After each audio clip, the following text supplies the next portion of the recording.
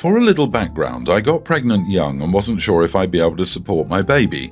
My parents didn't like the idea of me ending it. My sister, who can't have bio kids, stepped in and said she'd adopt the baby. My partner and I were a little apprehensive but agreed. At 12 weeks, doctors found deformities and essentially told us our baby could be born with Down syndrome, and at around 20 weeks, baby was diagnosed. My sister then told us she no longer wanted the baby as she didn't want a defective kid. My partner and I are raising our son who does have Downs. Anyway, that was 2 years ago. My sister and her husband recently told the family that they would try for a baby again. My partner and I didn't congratulate them. They obviously zeroed in on it and asked if we were happy for them. I said, quote unquote, "No, I'm worried about your child. What if that baby is defective? Will you abandon that one too?" They got kind of stuttery, at which point I told my sister she didn't deserve to be a mother. She was really upset at this point and tried to turn it on me, saying that she let me keep my son because she knew I secretly wanted him. I couldn't correct her in front of the family, but she knows full well that I desperately wanted to end it. We left pretty soon after that, and now the family is calling up, insulting me because I was too harsh. They seem to think that if I was actually worried about the baby, I should have spoken to my sister privately. I disagree. Sure, they could terminate it if they find out the baby is disabled, but many disabilities aren't found until after birth. I can't imagine what they do to that poor baby or child if it's something like autism that takes longer to diagnose.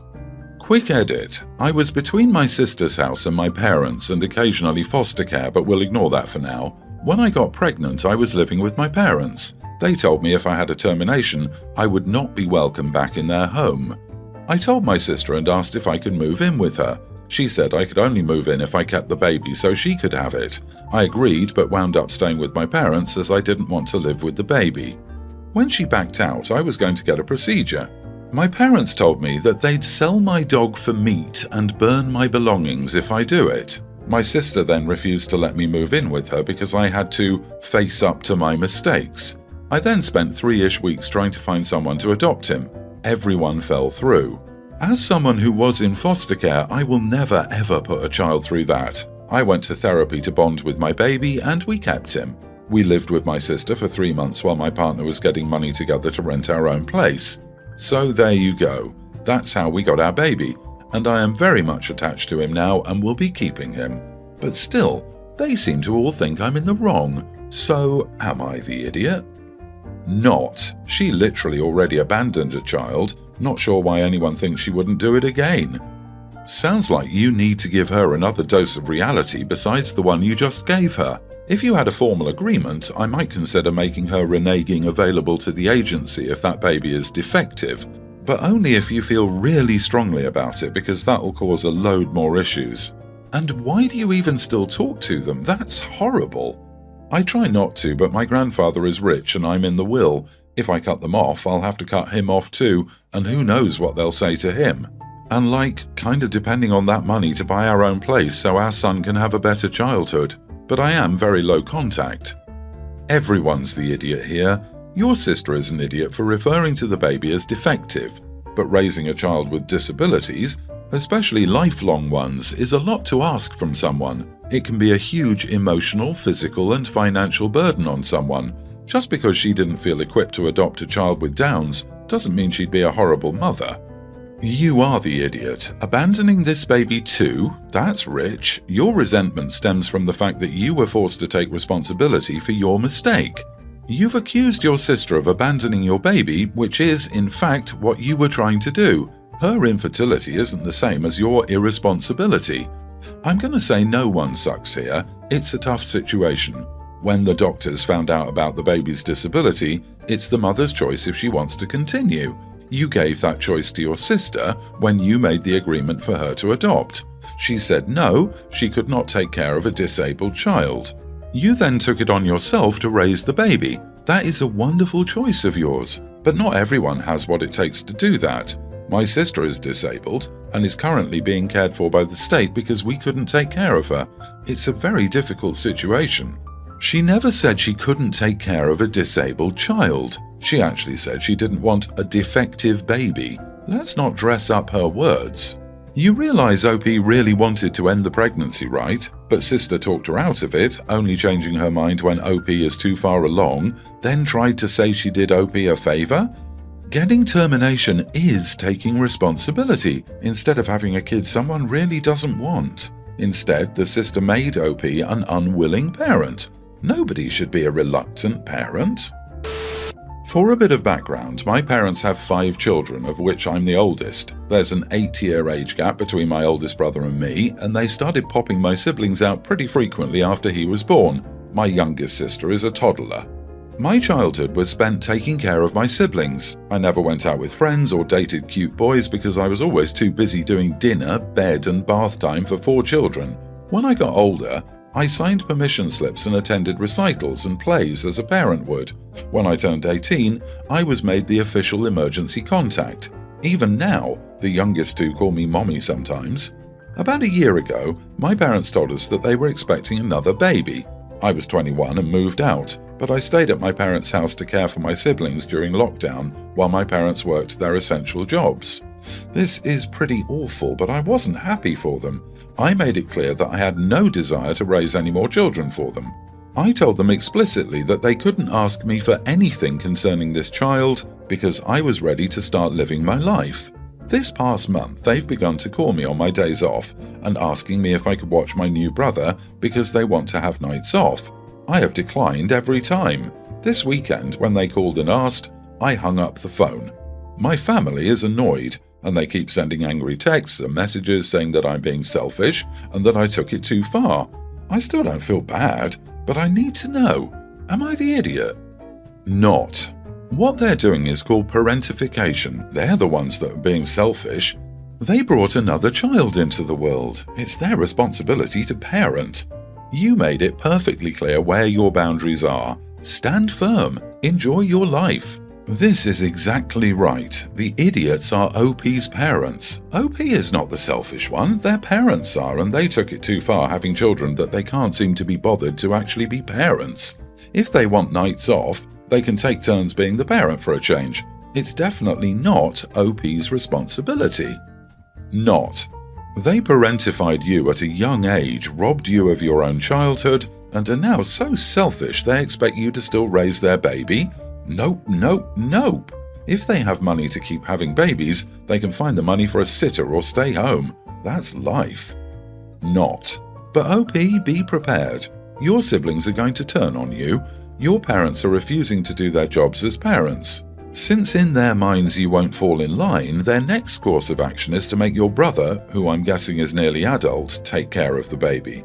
They are going to make your brother replace you as the caregiver, and they are going to blame you anytime he complains.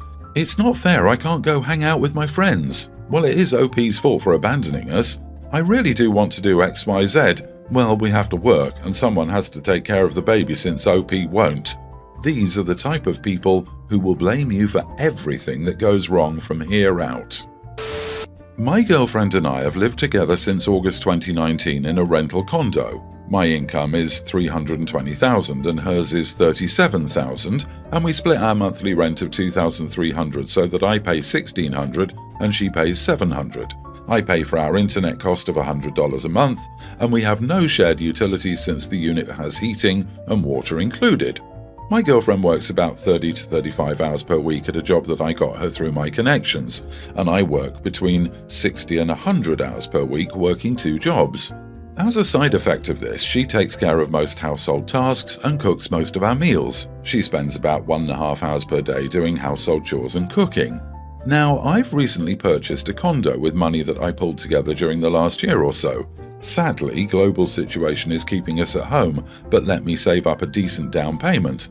I was also able to buy a car last year to help us get around safely during the pandemic.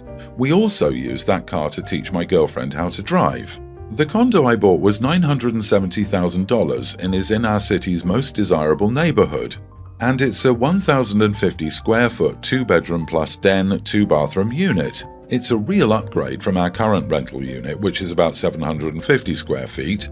A 1+ den with 2 bathrooms. The monthly cost for my new condo will be $4,350, mortgage plus maintenance fees. My girlfriend and I plan to move into my new condo on July the 1st when I close. My girlfriend had insisted on paying rent in the new place since she knows the cost for me will be much higher than our current living situation. We agreed she could pay $700 a month so that her costs don't change from our current rent. My girlfriend didn't help with the down payment and she isn't on the mortgage or the title.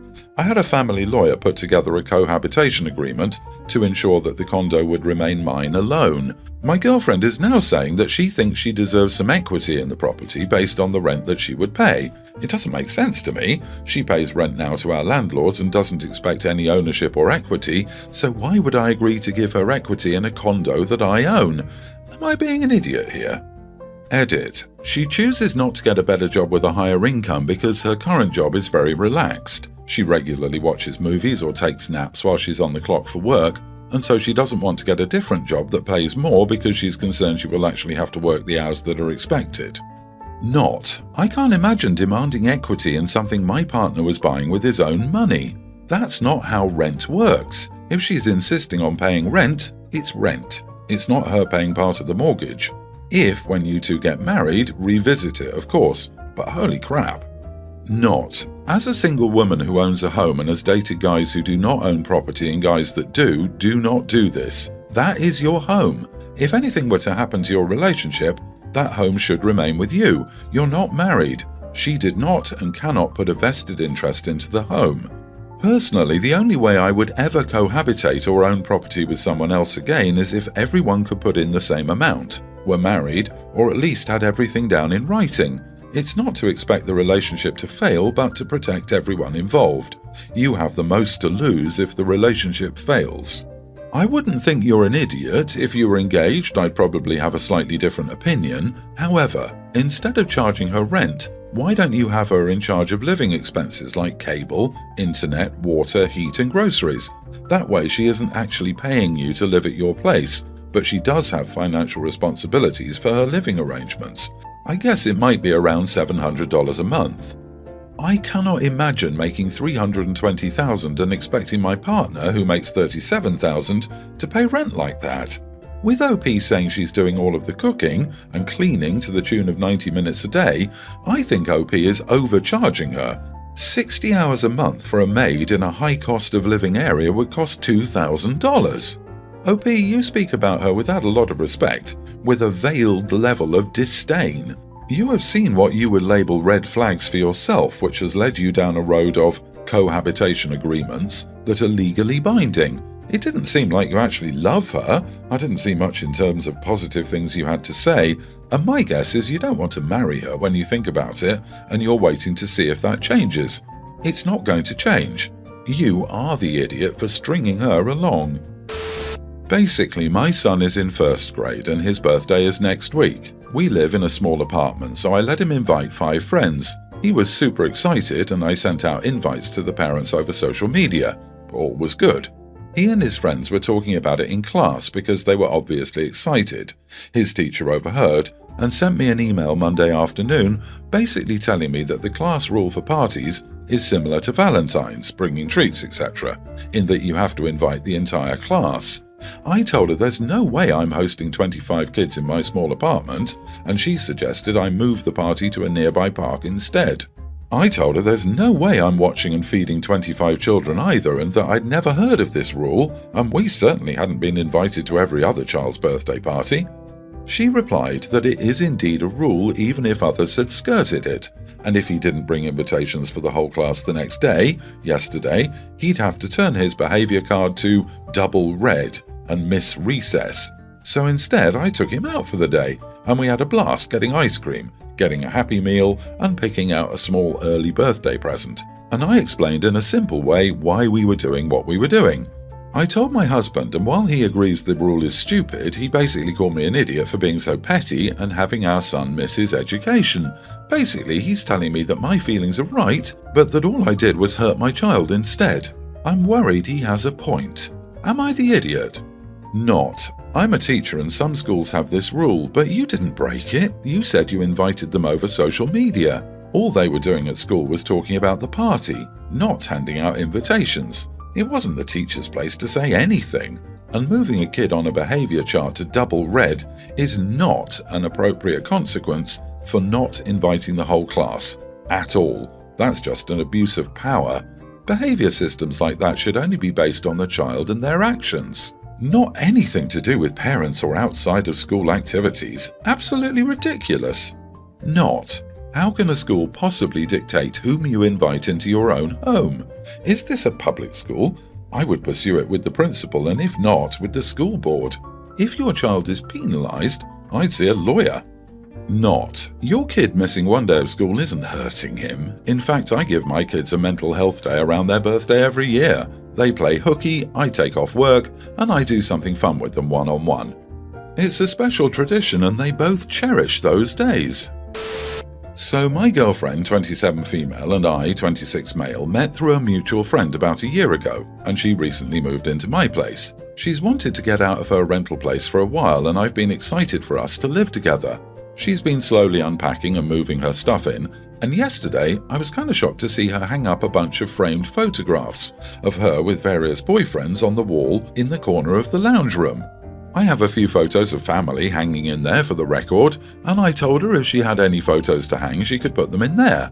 I just didn't expect they would be of her exes. I was instantly against it and told her that I wasn't comfortable with seeing her exes every day in my house.